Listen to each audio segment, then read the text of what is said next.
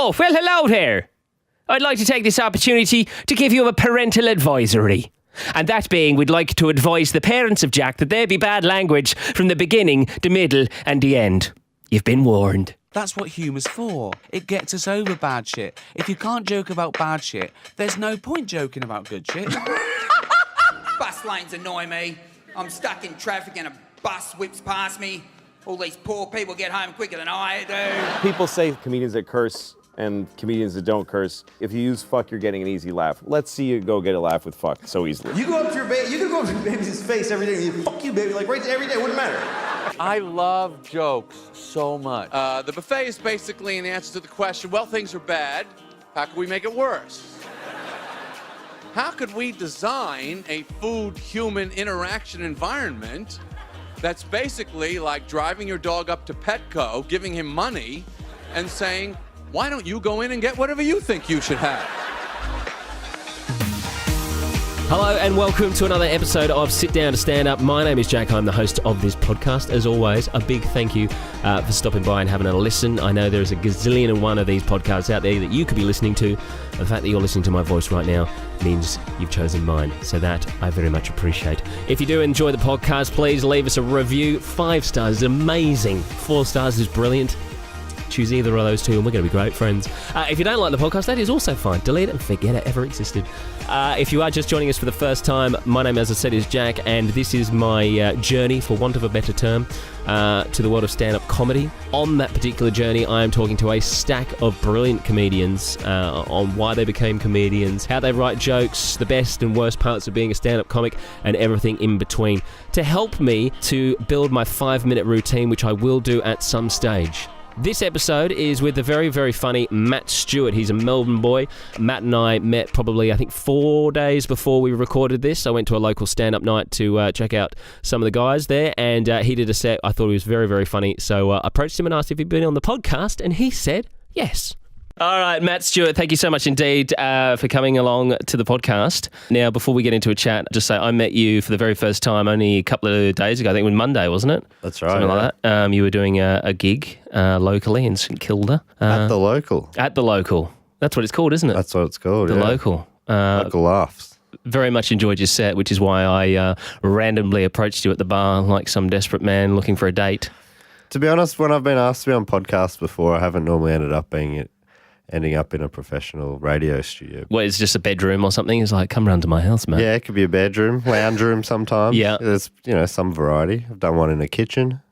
So, Well, I love the fact that I get to use this because then, I listen to other podcasts and sometimes they are like done in a kitchen or a bedroom, and it's hard to focus on what people are talking about because it's like echoey, or you hear a cat in the background or a dog sitting there panting. You're like, what's going on? Yeah, there's often dogs on podcasts. I've got 2 dogs and I definitely wouldn't do my podcast with them around because they're assholes, basically. So. Arsehole dogs. Something I would probably look at maybe doing in my comedy, but we'll talk about that very soon because I want to focus first on yourself. Wow, okay, great. Which is why you're here. This feels really nice. Yeah, because it's all about you. Yeah. Well, I mean, I suppose being a comedian, it is all about you, really. Everyone's looking at you and going, Yeah, it's a weird mix, right? You clearly, because there's like an instinct to push it away, but at the same time, you clearly think you're worth listening to. Otherwise, why are you doing it? Why are you standing there in front of those people, making them pay money to actually see you? It's I wrestle with that. Let's go right back. You grew up obviously in Victoria.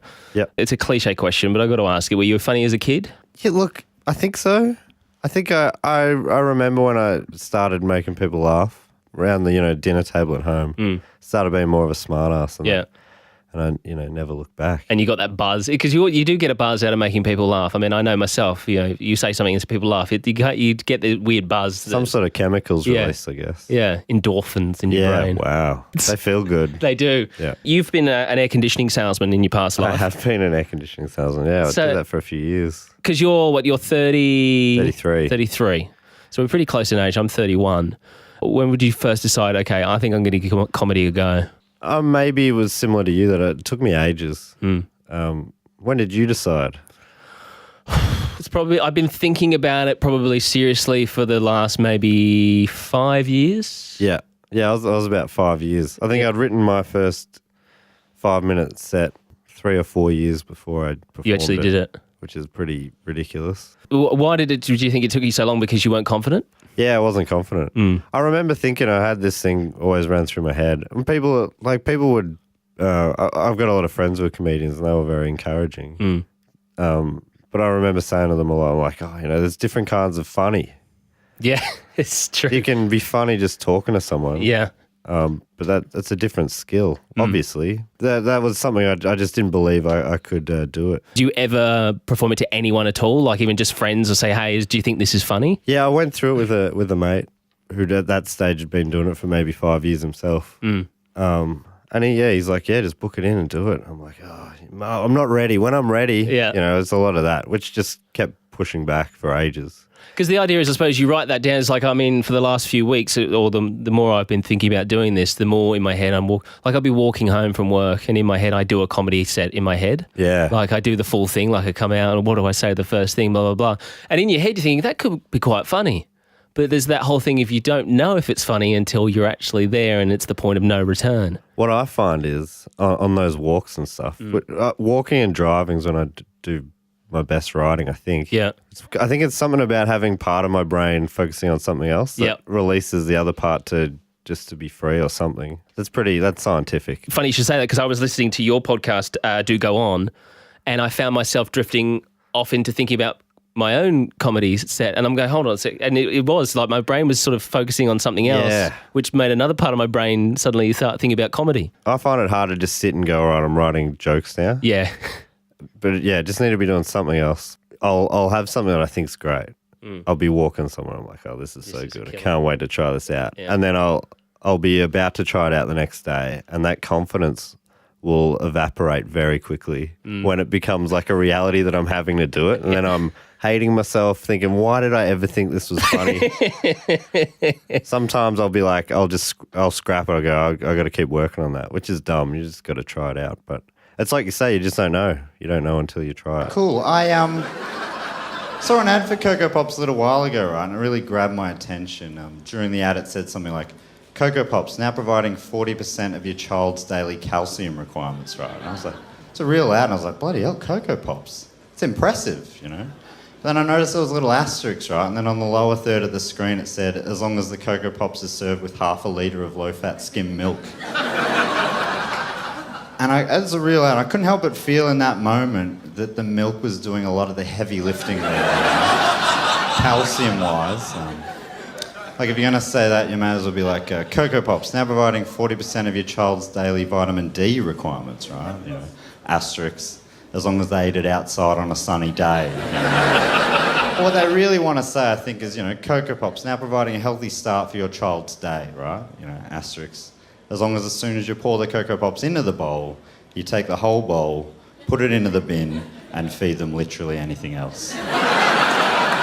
Maybe encourage them to go for a jog or something like that. Oh yeah, bam. Cop that, Coco Pops, you dickhead. Woo! Going back to, you wrote this 5-minute set, and it took you 5 years to actually decide to go out and do it. What was that deciding factor? You went, okay, no more putting this off, no more excuses. I've got to book this in. I'm just going to do it. I wish it was like that. I wish it was all on me, but it was a friend who ran a room was getting sick of me making excuses. So she booked me a spot and messaged me and said, 2 months from today, you're doing my room. Oh shit, that's scary. And I'm like, oh. Nah. 2 months from now, what day? No, can't, sorry. I wish I could. Really? Yeah, there's a chance that if that didn't happen, that I would have just kept doubting myself forever. Just book it in. And then you've got a target to work towards. Because before we were talking off air, you were saying to me, have you actually booked this in? And I'm like, nah, I haven't actually booked it in. So you think that's a good thing to do, is just to have that date in mind. So it's, although that just freaks me out to have a date down where I know my name is going to be on the bill of somewhere, and going, I have to be there and I have to say things that are going to hopefully make people laugh. Yeah. Scares the shit out of me. But I think that's part of it, right? I guess it depends on what motivates you. I think that fear helped motivate me to write and tighten it up and stuff as well. How's that process happen? Like, how do you say you tighten it up? Like, I mean, how do you know that you're tightening up, and how do you know you're not getting rid of good things? That's a good point. I guess it's trusting yourself. I think back then, because at that time I was selling air conditioning, so I was driving around a lot. Yeah. So I'd just be running it through in the car. Yeah, right. Sometimes recording it, playing it back. So occasionally send it off to that mate who was encouraging me a lot. Yeah, and so what do you think? What is this anything? Is what I normally ask. Yeah. He was like, yeah, I think that's something. Yeah. I'm like, all right. Great, I've got good. something. I've got something. Man. That's a good start. That's a real good Something's start. better than nothing. Definitely. So did you have any, did you do any performing prior to comedy? Like, have you been in any amateur dramatics and all that sort of stuff, or plays or anything like that? Through all that period, I was in a sketch group, which is what ended up developing into the production company I run now, Stupid Old Studios. It was called Stupid Old Man, and I was with two of the others in that group and still are stand-ups as well. So I was always around it, going to see it a lot and that sort of stuff, but also performing sketch comedy for not live though. Yeah, right. So my first, I think it was really my first live performance was that first open mic spot I did. And that's adds a whole new element to things. Because, I mean, I've done in the last sort of 10 years of doing radio, I've done a lot of recorded funny bits. Yep. But those things you get time to work on, you can edit, you can add bits and pieces, you can listen back. When you're live, there's no editing and going back and going, oh, hold on, no, I've got to go back. There isn't, if you think of it as as that first gig as the final. Yeah, the final performance. This is it. This is the one and only time. Which it isn't. No. Your first open mic spot, those bits you do that day, the ones you keep will get better from there. Yeah. And, the difference is on radio, on recorded stuff, that's recorded forever. True. It's unlikely. Yeah. I wouldn't recommend anyone organising like a film crew to come down and record your first Well, but you say that though. My idea is for like at the very end of this, for my very first one, is to record it and put it as part of this podcast. That's something I definitely would not recommend. You will definitely regret it, but it'll be really nice. So much better about this experiment. Good. I keep hearing people say that there's only one solution to the boat people problem, and that is to turn the boats around, right? Seems strange to me, right? Surely the problem is that people are having to flee war-torn countries and oppression, right?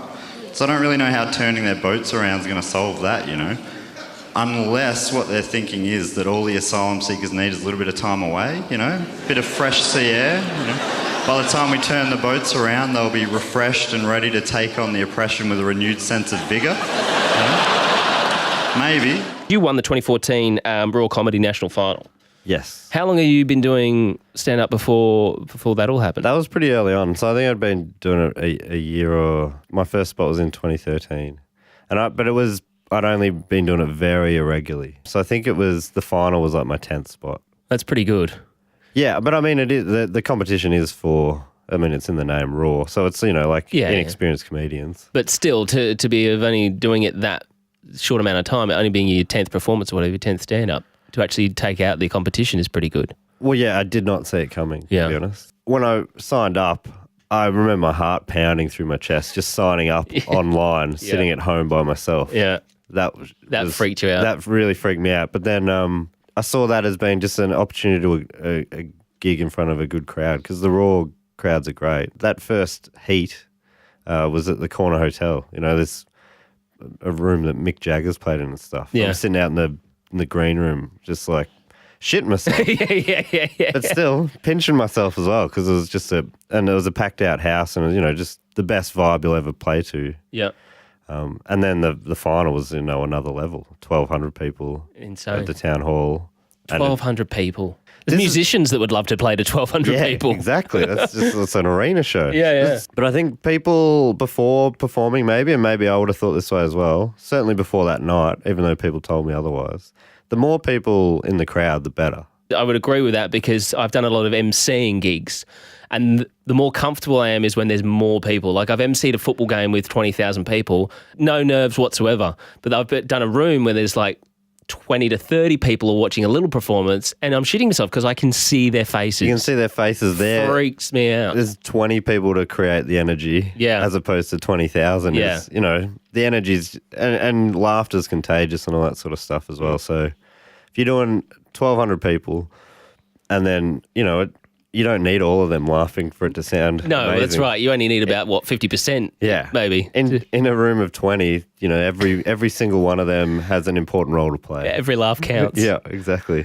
So we're jumping around here a bit, but I want to go back to that first bit you wrote, the first five minutes. Do you remember the first joke that you came up with? Or I remember the first one that my friend Al liked. Yeah, the right. guy was encouraging me. What was the premise of it? Was it something in your It's never worked live. It isn't. It's not worked. Really? I've done it maybe a dozen times. Why do you think it's never worked? I don't know. Maybe it's just not funny. That's a good point. I pull it out every year or so. Is that because you're just confident? You're like, this is funny. I know it's funny. Well, it always felt like it was going to be funny, and then I'm like, maybe my skills have caught up to the joke now. Yeah. That I can pull it off now. Yeah. But I think it maybe is just not a very funny joke. You just got to let it go. Yeah. I want to know about your joke writing process. As you said, I know you said while you're driving and stuff like that, a lot of thinking time. But is it things in your life, things that just pop up and you go, oh, well, that's weird. I wonder if I can explore that. Yeah. Normally it comes from just a little kernel of an idea that I think's funny, and then I just try and build around it from there. And sometimes it'll, it ends up going in a different direction, but it normally comes from one tiny idea, and then it just sort of builds from there, just from talking it out and thinking about it a lot, walking and thinking. Well, living in Melbourne, it's great because I find you do a lot of walking in Melbourne, so there's a lot of thinking time. That's the best, I think. And I find it, because I end up often listening to podcasts and stuff, but I have to decide not to do that. Unlike you, I really focus, especially listening to a quality podcast. Yeah, absolutely. Do go on. I'd be entirely fully focused on the whole thing. Yeah. They say that being creative, the more creative you are, the more creativity comes. Right. So obviously your production company, you guys are doing a lot of creative stuff every single day.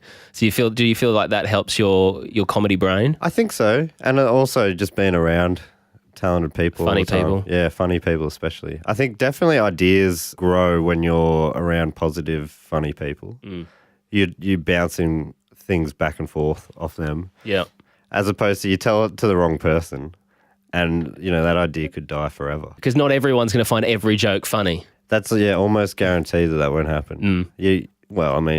I don't know how good you're going to be. Maybe you're going to change everything. Maybe I change the comedy, the world as we know it. Yeah. Everything I say will just turn to gold. I see that as being possible. Well, you say that, but I mean, as in, not everyone finds anything funny. I was talking to Husey the other day, and he was saying, you can play to a room of 500 people, but, you'll have 5 people that aren't laughing, and you just see, those are the only people you see is the people not laughing. Totally. The arms folded. You see the arms. My favourite joke. It's not one of my jokes, admittedly, but it is one of my favourites. It goes like this. How do you know if someone's a vegetarian? Don't worry, they'll tell you.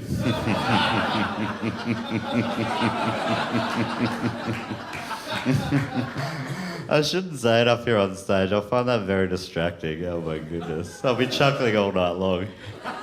How do you know if someone's a vegetarian? Don't worry, they'll tell you. Oh my goodness, great. That is good, isn't it? Hey? I've been thinking about it a lot. I think that's maybe the pinnacle of comedy, that joke. I've got it written on my wall. It's the first thing I see in the morning. How do you know if someone's a vegetarian? Don't worry, they'll tell you. Been thinking about it a lot. I reckon, that is how you'd find out. Yeah, them telling you, It's hardly newsworthy information, you know what I mean? It's not something you're going to read in the morning paper. It's more likely going to happen in a scenario like you're at a barbecue or something like this, and you offer someone a sausage or a burger or something like that, and they'll be like, oh, thank you so much, but I actually don't eat meat, right? And then you'll be like, oh, bloody hell, here we go.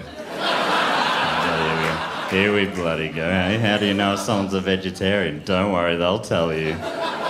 Politely, when it's relevant to the conversation you're having at the time. How did your first spot go? It went great. Yeah. And it was... Do you think that's because you didn't have any expectations? I think I was so scared, but I'd worked so hard that I just had the 5 minutes down really tight, and I just went through it, and it was a nice crowd, in a good room. So that all went well. So the second time around, it was a lot harder. It was actually the same room a month or so later. Yeah. Mixed up the routine a little bit. I blanked and I could not remember the bit, and I could not think of words. And it felt like minutes. Apparently, it was only about 20 seconds. But to you, it felt like 5 minutes. It felt like so long. And once it started going again, I sort of pulled it back, but it was still, that was the fear then, and it happened, and it's still the fear that I just... So one day you're just blanking. I think someone told me, my friend Andy said to me when I was going on about that being the fear, he's like, it's fine, the stakes are way lower than what I think you think they are. Yeah, I suppose you're right. I mean, what's the worst that's going to happen? It's like you don't get a laugh. It's 5 minutes. That's what, again, going back to Husey, I was talking to him the other day because I was saying, my fear is you get up there, you don't get a single laugh. It's fucking agonising. And he's like, well, what's the worst that's going to happen? Yeah. Very few people, those 20 people will forget about it. They're not going to remember. No. Unless you really make a big deal. Yeah. Unless you make a full podcast about the fact that you're going to do a comedy bit. In that ridiculous scenario, then maybe they'd remember. But I think it's unlikely that they would. There'd be no recording of it. No, it wouldn't be able to go back and listen to the train wreck again and again and again and continue to bring it up. But I also think it's very unlikely that it will go that bad, especially if you pick an all right gig. And there's quite a few around, very supportive ones. I don't know if I recommend this or not, but sometimes you'll see someone doing a first gig clearly being very nervous, and which makes everyone nervous. But I've seen a few times them say, "Oh, sorry guys, this is my first spot. I'm shitting myself," and then they'll get a round of applause. Everyone goes, very encouraging sort of. Melbourne's a pretty encouraging scene. You are listening to a Sit Down to Stand Up and my interview with the very funny Matt Stewart, who extremely supportive of what I'm planning to do, and he really, really wants to come and watch me do my stand-up, which I'm not going to let him do, purely for the fact that I don't want to embarrass myself in front of other comedians. If you're enjoying the podcast, please make sure you give it a review, and don't forget to subscribe to the podcast, so every time I upload a new episode, you will get it direct in your inbox. Coming up on the next episode, I'm going to be chatting with the very funny Craig Lowe. He is an Australian comedian who is currently living in LA and doing stand-up comedy there. So very excited to chat with him about the differences between comedy in Australia and comedy in the US and being an Australian comic in the US. So that is coming up in the next episode. But right now, more of my chat with Matt Stewart. Bringing back to earlier on, you said, I think there's different types of funny, and that's my other thing is there's a difference between being at the pub. Like I was only at the pub a couple of weekends ago and I got a friend of mine and we were cracking up. He's like, I reckon you'd be great at stand-up. There is a difference between being in a pub, having a beer with your mates, telling a funny story, and going on stage to a room full of people who don't know you, and they're there going, make me laugh. Yeah. That's what I'm here for. Says comedy on the door. It is very different, and they also don't have all your whole backstory in their head like your mate does. That's why you become friends with people, because you've got similar sense of humour, and you talk about the same things. And I think you go into a room full of people and you try and make a joke that you might think's hilarious with your mates. They might go, yeah, it's a bit far. It is funny. You see that. You definitely see that at mic sometimes. People very confident because they're used to that. Yeah. And it not being there. Backfires. Bill Burr or someone said that they were talking about how it took them ages to get back to that voice, that funny guy in the pub making their friends laugh. That's, that people talk about finding your voice on stage.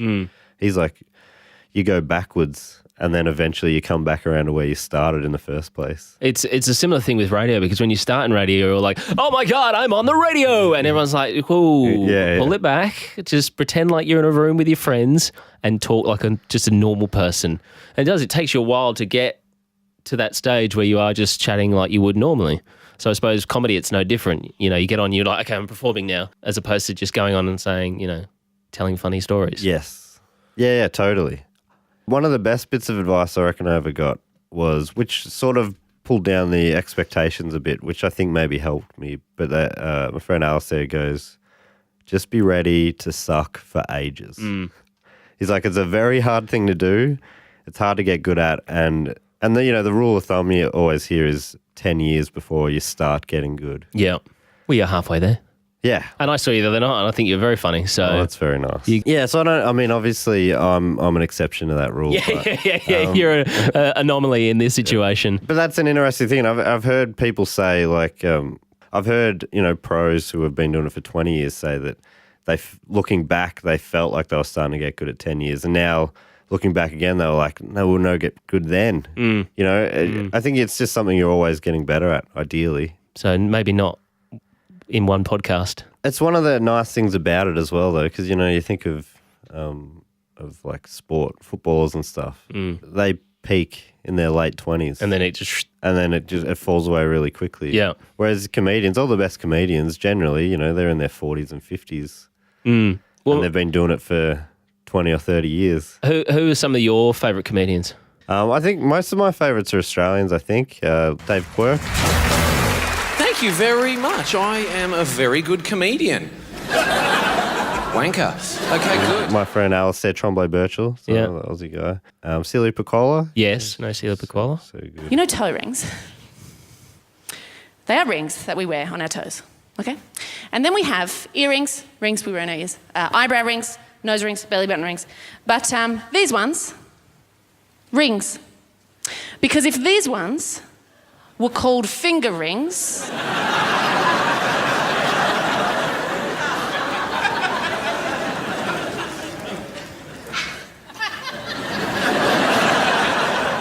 make weddings pretty awkward.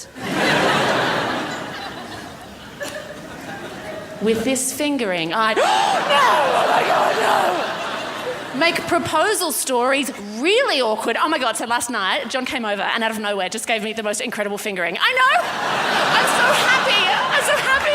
I mean, he asked my dad's permission first, obviously. And my dad was like, you go for it, son. You give her that fingering. And he came over and he got down on one knee and he said, darling, I want to give you this fingering. It's the same fingering that my grandfather gave to my grandmother. It sounds weird, but do you enjoy watching comedy, or are you watching it for a joke? Are you watching how they're doing the joke and going, well, I think trying to, ideally, I'm just enjoying it. I'm not quite at that stage where that feels like that sounds like work, which is good as well. I do that sometimes if I'm trying to think things out, but I still just like enjoying it. Because I think the more you watch, the less enjoyable it gets. I find that I laugh less than I used to. Yeah, because you're spending so much time around comedy. And I guess there's only, what do they say? There's only 3 kinds of jokes or something. Yeah. Do you feel like you've got to find a point of difference as a comedian? Because there are obviously so many comedians. I mean, you only have to look, you go to, the Melbourne Comedy Festival, you walk into a room where they've got posters up and there's just posters everywhere and you go, Jesus Christ, there's a lot of people trying to be comedians. Oh, yeah. A lot. Hundreds and hundreds. So how do you become that one in Melbourne? Maybe thousands in Melbourne. Yeah. Alone. Well, how do you become that one that, I suppose makes it? I mean, I think that's a term. I mean, I'd say it's hard to come at it from that angle. I think you're better off just doing what you do best, figuring out what's funniest about you and doing that rather than figuring out what's going to make it and doing that. Although I don't know that for sure. I have no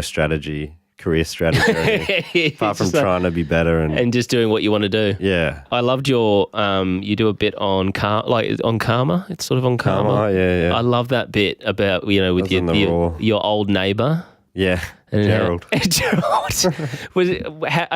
Talk me through the idea behind where that came from. I think it was just at some point I just felt like I found a bit of a hole in the karma idea. Yeah. If you flip it over. And then, it was just had to try and figure out like the weakest sort of target of it. And it was, your elderly neighbour or whatever. Yeah. It was funny, someone in that Raw final with me was very disappointed to hear that wasn't a true story. Yeah, really? I never threw a rock. I don't think I ever thought at any point you threw a rock through an old man's window. I thought she was, I'm like, are you taking the piss? I can't tell. And I'm pretty sure she was, genuinely disappointed. She was like, had changed, like she didn't know what to think it was real anymore. I've been getting into the idea of karma lately, what goes around comes around. I think it's a really nice idea. Good things happen to good people, that's nice, right? But my favourite thing about karma is that since bad things happen to bad people, I no longer have to feel guilty about doing bad things anymore, because people have it coming to them, right? It was like the other day when I accidentally reversed into my elderly neighbour's car and I did quite a lot of damage. I remember thinking to myself, oh no, Gerald must be some sort of a deviant.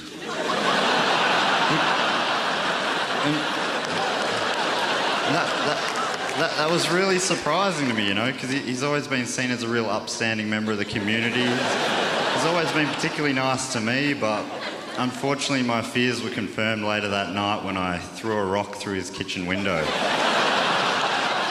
I know.